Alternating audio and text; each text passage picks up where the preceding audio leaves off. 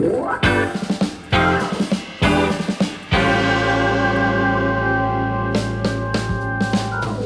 morning, everybody. My name is Phil Ike, and I'm here with another edition of Michigan Main Street Stories, this time in Saline, Michigan. Beautiful Saline, with my two new friends, Holly and Jill. Before we get into the nitty-gritty of Saline, I'll have you guys introduce yourself. Tell me your name.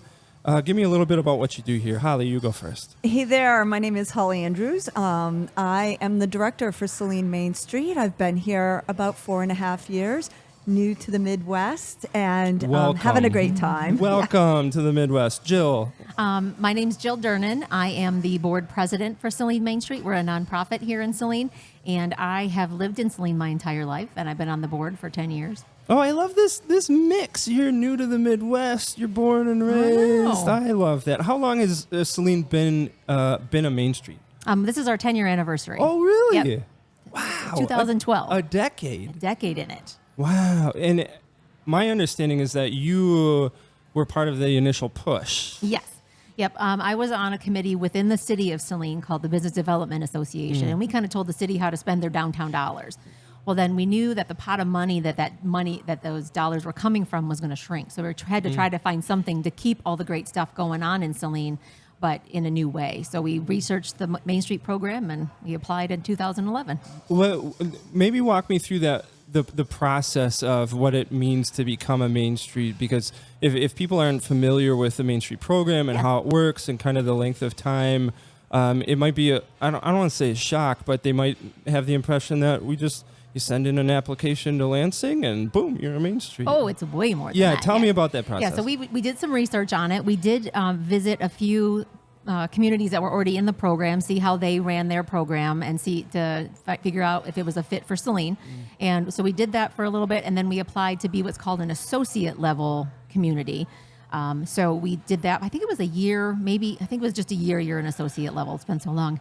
And once you decide that it does fit for your community, then you go through the application process, which ends up being like a 3-ring binder full of, the types of businesses you have, the number of employees, the whole thing about downtown, and you pitch your story, and we had to go to Lansing, and we brought about 40 people with us to give a presentation about why we should be part of the program, and they picked us in 2012. Yeah, it's a very cool process because it's a legitimate process, and I was at a presentation at another city, kind of exploring the possibility of becoming a Main Street, and if it's worth it, you got to put in a little bit of elbow grease. If all it took was an application, but the fact that you have to really dive into your community and really take a hard look at what you have and do these inventories and do these assessments and really take a look at what you are, that only sets you up for success when you actually become a Main Street. It's just such a beautiful thing. So,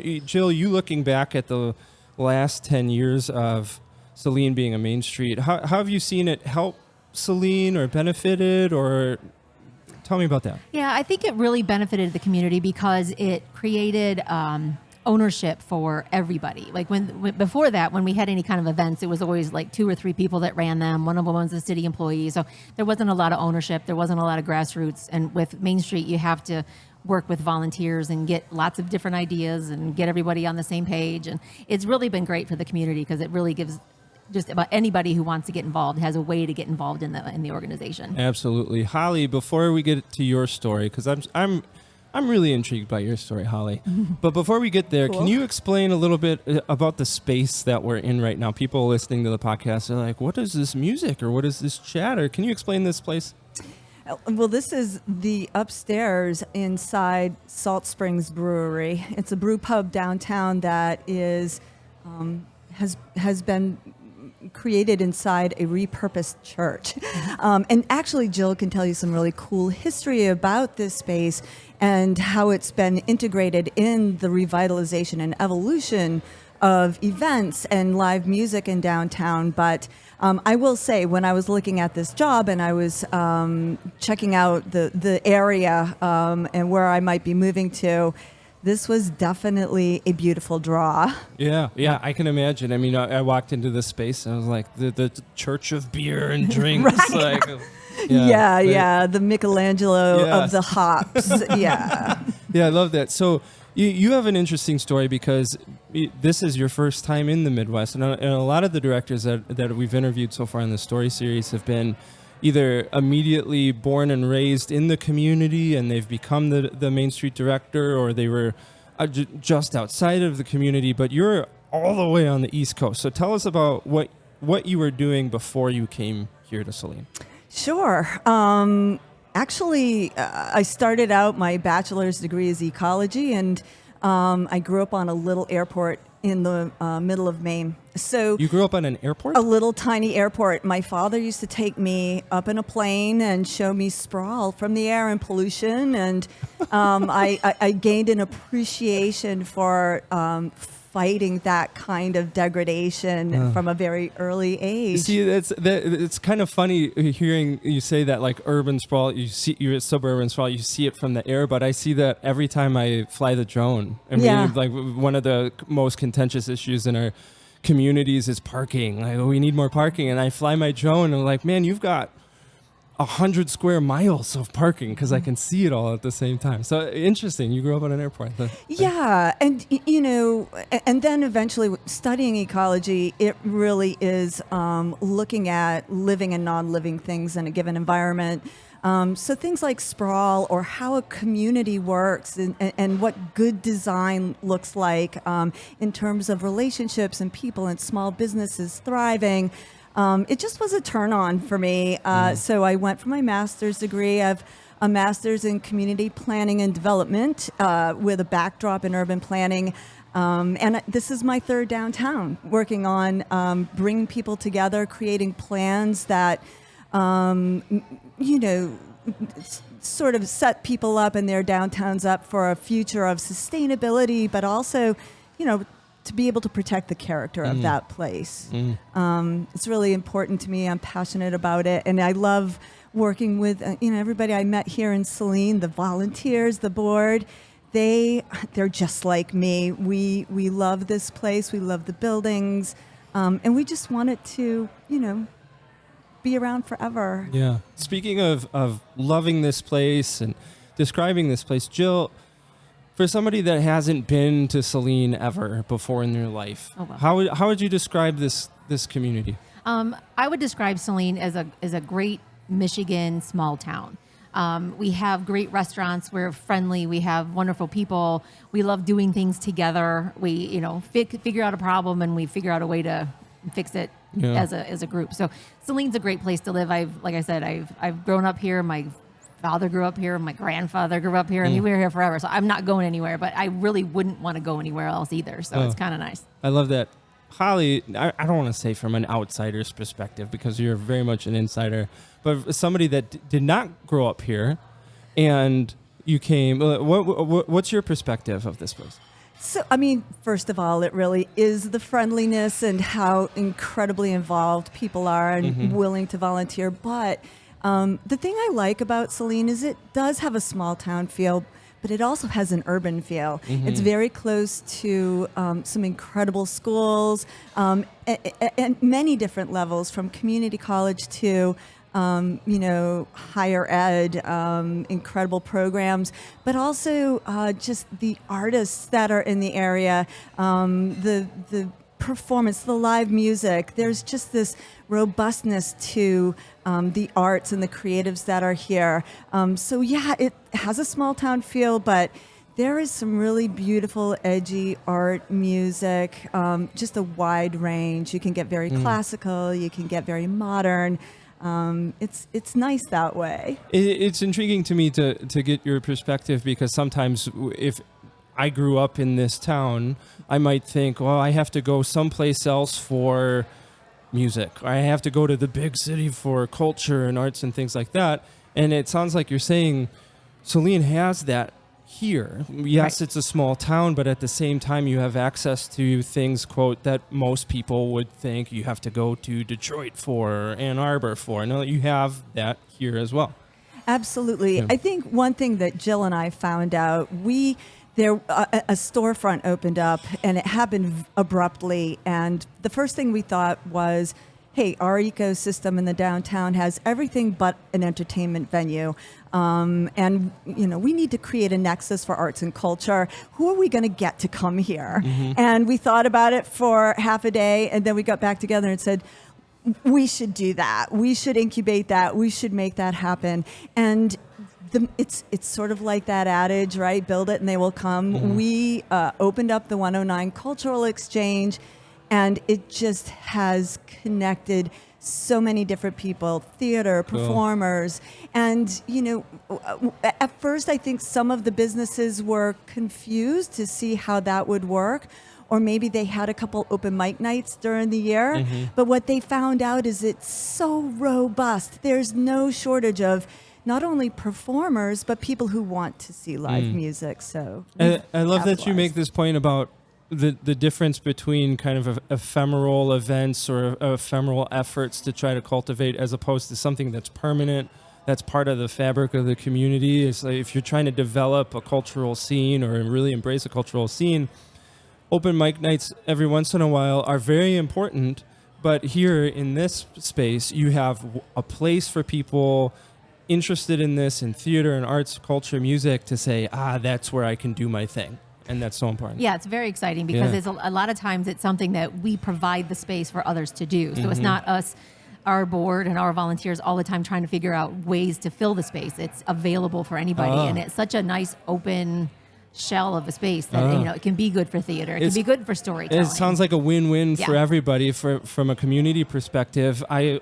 get to own this space in a certain way. I get to control it. I get to contribute to it, as opposed to somebody dictating it. And from the planning side, I mean, you guys know event planning is hard work, time-consuming, complicated, and so having people come to you say, "Hey, we want to host this thing," that's got to take some burden off you as well. For sure, and it definitely adds to the community with different things. Why not try something completely new that no one's ever done before? Right. Because it's not, you're not trying to open up your own space to do that. Right. So on my drive here, passing all these signs for Ann Arbor.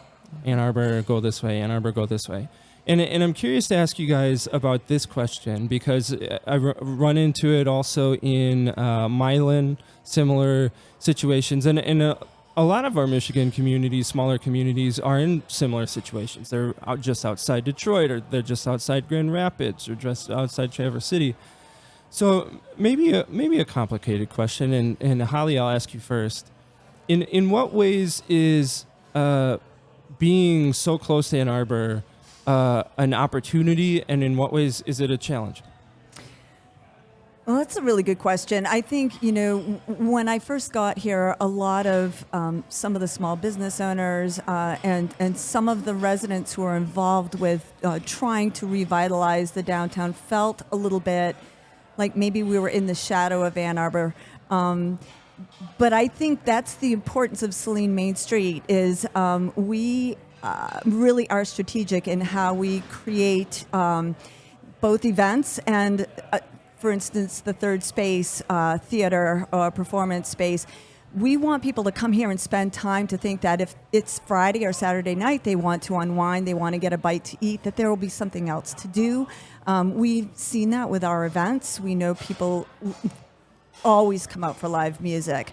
So I think, that's what Saline Main Street does for downtown, and by doing that, people don't have to go in, find parking in Ann Arbor, spend a lot of money, or even leave town. They can just come here and have a good time. And we really hope that eventually they'll know every weekend there's something to do. Yeah. Jill, what about you? In what ways is opportunity and challenge? Yeah, I would say the challenge is just changing people's mindset. Like my husband grew up in Ann Arbor, so whenever we want to go out, we're going to Ann Arbor. It's like, well, you don't have to go to Ann Arbor to get all that cool stuff. I could just walk outside my house. Exactly, we could just go right here. So it's slowly, getting people to realize, like Holly said, there's something going on a lot of times in town. So why not try this first? So that's, I think, a challenge is just changing the mindset of the people who live here. But then also attracting people from other areas to here. Like we've said for a long time, is that we can't expect the people and the residents of Saline to sustain this downtown by themselves. So we need tourism. We need more people here, and creating a theater space where people can come here, or having outdoor events where people can come and feel like they're having a good time. Yeah. You know, it's just a way to draw other people to town as well. I love the both and of what you're saying, because sometimes you run into communities that are very citizen focused and like, we don't want folks from outside here in our town. We don't need them. You also run into communities on the other side of the spectrum that are so hard in the tourist space that they run the risk of alienating the people who live there and really built the community because they're chasing tourists. And it sounds like you're saying both are important to Saline. Definitely. Yeah. When we talk about specifically small towns, one of the consistent threads I hear over and over and over again is the tight-knitness of the community, the fact that people show up, that they're very community-driven. Maybe Jill, I'll ask you this first. Are there specific instances of that where you can point to an event or a moment in time where you say that is Saline's community? No, we have a lot of different events like that. For our organization, our biggest fundraising event and community event is Oktoberfest, which happens in September. Funny, everyone asks us why. But the amount of volunteers it takes to put that event on, and the amount of what we have a volunteer program where everyone gets a blue T-shirt for volunteering. So you see that you always see the blue shirt brigade is what I like to call them. So you always see that who's a volunteer and who's just hanging around. But it's nice to see the multiple the number of people that come out to help with that event, whether they're just like setting up a trash can or if they're working the beer tent all night long. Was that volunteer program something that you began at the beginning of Main Street, or did it come later on down the line? Tell me about that. No, it was at the beginning. Main Street, we're actually a 501c3 in Saline. Most Main Street communities are DDAs, where they have dedicated funds from the community. We don't have a DDA here in Saline. So to be an organization, we had to become a 501c3 and raise our own money. We get some money from the city for the services we provide for them, but then we also have a corporate sponsorship program that helps with the events. And then we also have our fundraisers, but the volunteer program is separate. We have 3 specific volunteer sponsors, and each of them pay once a year. It covers the cost of the T-shirts. It covers the cost of an annual party. It covers, like thank you notes and all of that kind of thing. So we've always had that from the beginning, and they get special recognition at all of our events. They're on the back of our T-shirts, but there are only 3 of those special volunteer program sponsors. Very cool. Holly, what about you? Anything stick out in your mind that says, hey, this is a great example of Saline's community? Well, I think that 109 has really brought a lot of new energy. People really wanted to have a performance space, a theater. We have a lot of just people who have been here a long time that are actors and wanted something like this so badly. The thing that was nice for me to see is not only have they just embraced this and made it happen, but they've brought Eastern Michigan University in. They were definitely, it was locals who got me connected with our current intern. And then the other thing, as a director, I am the one person who is paid. And everybody that does work for me that's critical and vital to the organization, they do it on their own time. They all are incredibly professional, highly skilled, work really hard, and they close all the gaps in an incredible quality way. So for me to see how the theater could bring some new people in so that the ones who have been here the longest, people like Jill, don't feel like the heavy lifting is always going to land on them. They do a ton, but it's just nice to know. Yeah. People, love your volunteers. They're the unseen, unfortunately, a lot of times the unseen backbone of a lot of communities, because like funding is an issue, manpower is an issue, things like that. But then you have these people who are so passionate about their community say, yes, I will move that stage every Thursday. Yes, I will help set up that sound equipment because this is something my community needs. And they're just all-stars, superstars of every community. Sure. When we talked before our this conversation, we talked a little bit about the closing of of the street just outside this building, and it closes from 4 to 9, and then an event is 7 to 9. Is that correct? Well, is that schedule correct? The last 2 years we had the road closed Completely? Completely. Okay. This year we have the road. We close the road on Thursday nights just for a live music concert, Okay. and we actually moved that to North Ann Arbor Street this season. Okay. We had an issue with fire codes with closing the road, so we moved it to the other side of the street. And but yeah, so that's a Thursday night thing where it's just live music from 7 to 9. Cool. And that idea of closing the streets was one of the positive things that came out of COVID. How was it initially received by the community, and how has it benefited your community? I think it's been really well received. We do have some detractors who don't want the road to be closed. I mean, it is a major intersection in town, so you do have to drive around. Right. But we do have a lot of people who just enjoyed coming and getting food and hanging out. Like the farmers market on Saturday, the road was closed. Someone would just show up with a guitar and start playing, and it was just a really great community space that we hope to bring back. Yeah. There's nothing like walking outside your community and seeing people doing stuff. Yes. There's an energy there, there's an experience there that can only really come by seeing people walking around. And the beautiful outcome of COVID was people appreciating that a little bit more. I remember I walked down the street outside my office in Bay City, and it was everybody was trying to figure out, how do we do this? We don't know what we're doing. Like, just throw some chairs out. And it was literally like card tables and like church folding chairs you'd find in the church basement. And I walked by this older couple, and they were eating lunch at one of these little card tables. And the woman says, she goes, "This is just the coolest thing." And that was so striking to me, because from one perspective, it's 2 steel folding chairs and a card table on a street outside this restaurant.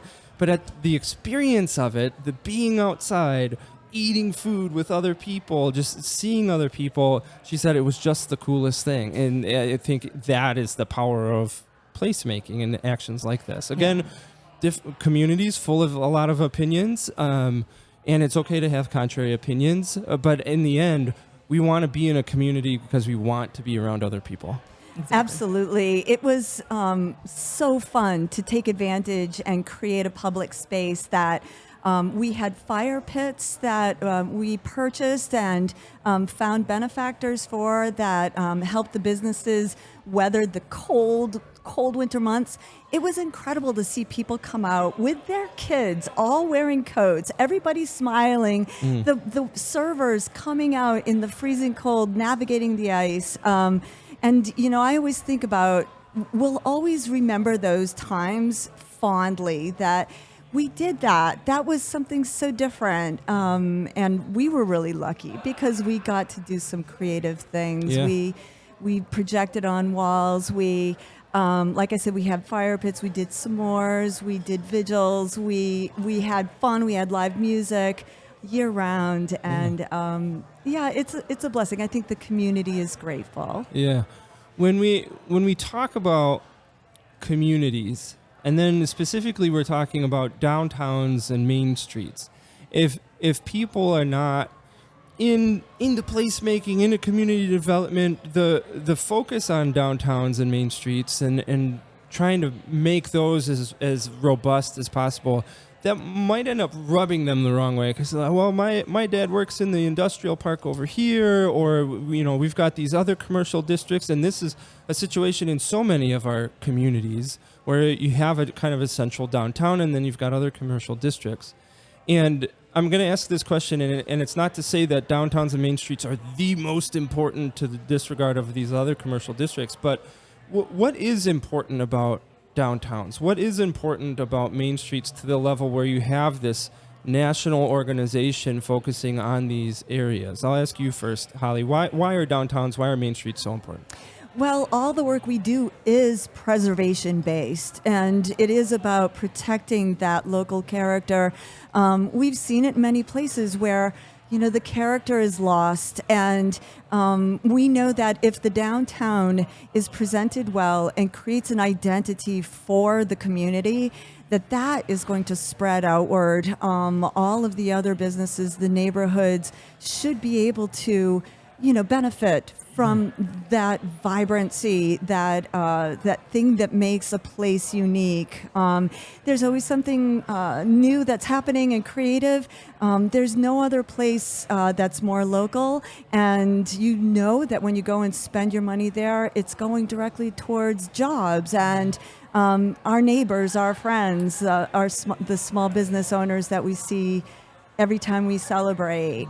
Yeah. Jill, what about you? Why are main streets downtown so important? I agree with Holly. It's the heart of the downtown. It's the heart of the city. You know, there's, like you said, there's businesses that are on the outskirts, and people say, well, why don't you do the same for them? It's like, well, we have no proprietary hold on anything that we do. If anybody else wants to take what we do and imitate it somewhere else, we're all for it.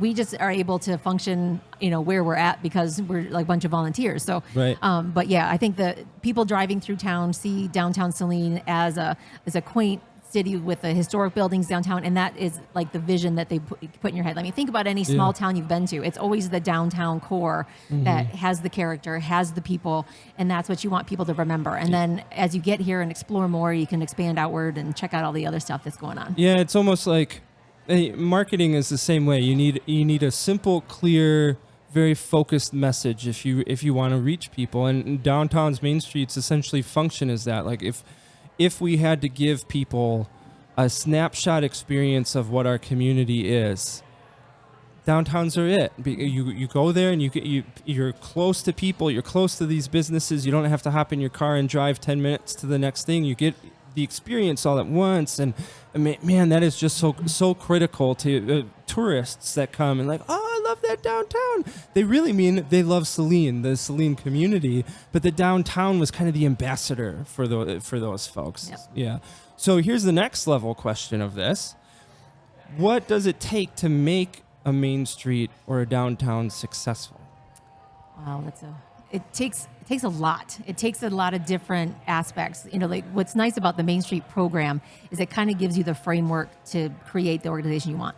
And it touches on everything. It touches on the promotions and the events you want to do. It touches on beautification. So, facade grants and signs and flowers and, and then, but also the organizing volunteers and getting people and their talents at your disposal. So I think, of course, I've always just lost the train of my thought where I was going with that, but I always do that. But no, downtown is super important, and the Main Street is guiding us in the right way. Yeah. Holly, what about you? What does it take?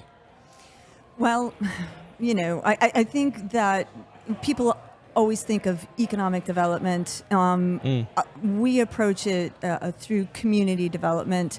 It really is about connecting people feeling like this is their downtown. They have a favorite place. They go there for special, celebrations, birthdays, anniversaries. If someone's coming to town, this is where they build memories. And by really getting people involved, helping them to weigh in on what is important to them, hearing from them, like, is there something missing? What do they see in the next 10 years? We've been here 10 years. A lot has happened. We just lived through a pandemic. What will the next 10 years hold? And we know that what we are doing is important to people because they tell us we are very accessible, and I think that's the most important thing that we do as an organization. Other than that, just following that model, like Jill said, it's tried and true. It's incredible, and it really is helpful. Yeah. So you mentioned 10 years from now, looking back in 10 years, and now 10 years from now. Holly, when you look into the crystal ball of future here, put on your little fortune teller hat and look into the crystal ball. What do you see happening, or what do you want to see happen here in Saline? Jill and I talk about this all the time. Everything that we do is about bringing people here, making those sidewalks lively, making it less about driving through, but pulling over, parking your car, getting stuff done, having things that encourage people or invite people or attract people to spend time here. we imagine that the character is going to be, embellished by all the greening that we've done, that it's grown and it's grown in, that many different people from outside of Saline are finding their way here and bringing their talents. But that it's a focal point along Route 12 that encourages you to stop and see what's going on. Jill, what about you? What do you see in the future? The future for Saline that I see is hopefully Main Street still being around. We're a fun group of people. Yeah. But 2 decades. Let's get it. We are thinking more strategically now, though. There's, when you first start out as an organization, you're trying to figure out what you're doing and get in your groove. And now I think we're in our groove, and now we can take on bigger projects. We want to figure out a way.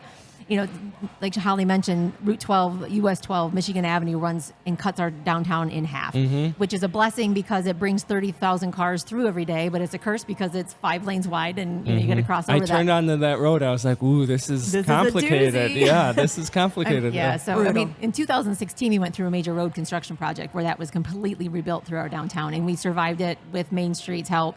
And it was fantastic. But going forward, I want to see more of that. We want to figure out a way to slow traffic down through town and make it safer, make people feel safer, quiet it down. I mean, if you sit outside and, gravel trains running through town, it's so loud, you have to stop your conversation until it goes by. Yeah. So things like that. We want to make it better for people, for families, and make it more walkable. We want it to be, that's our vision, is to do things more strategically instead of just having like a concert here and a beer tent there kind of a thing. We want it to be bigger. The strategy, you use the word strategically, and that's been a real consistent theme when we talk about communities and how they've benefited from Michigan Main Street. I over and over and over again, I hear from the folks I interview is, we are a community of really passionate people and capable people with all of these amazing ideas, and then we wouldn't do them. And then 3 years later, we'd have the same ideas, and then we wouldn't do them. And what Main Street did for them was coming in and saying, oh, we love that. Here's a structure. Here's a process in which you can be successful. Other than that kind of structure and process, how has Saline benefited from tapping into this Main Street network, either at the state level or at the national level?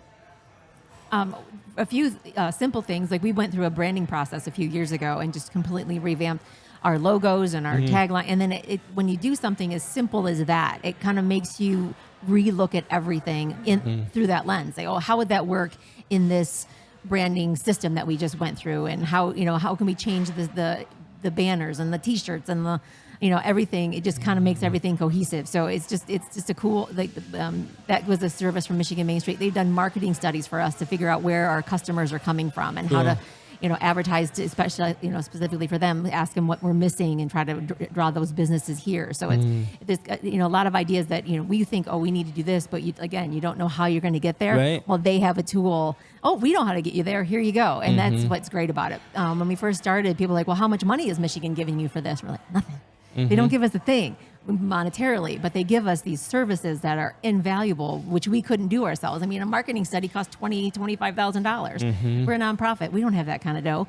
So when someone brings it to you and gives you the tools to do what you want, that's the huge benefit of it. Yeah, branding is the same way. I mean, unfortunately, sometimes the perception is branding is just the logo and the colors, and why would we spend money on that? And so with communities that aren't taking backstrokes through piles of gold and things like that. And then we'll do that later when we put out the fires, and then it ends up being 5 years, 10 years down the road. And man, branding so important, that kind of visual identity. Holly, what about you? What do you think about the benefits either at the state or at the national level? Well, I mean, first of all, I think that they really help us to establish demonstrated progress, the framework, so that we are able to show that we can get things done, that any of our smaller initiatives are headed towards bolder ideas and bigger plans that are approved and encouraged by the state and national level. They're super supportive. I think one thing they give us is a validation and a credibility that really helps us bring incredible partners along. So, one of the groups that we work with a ton, and especially during the pandemic, was the Small Business Development Center.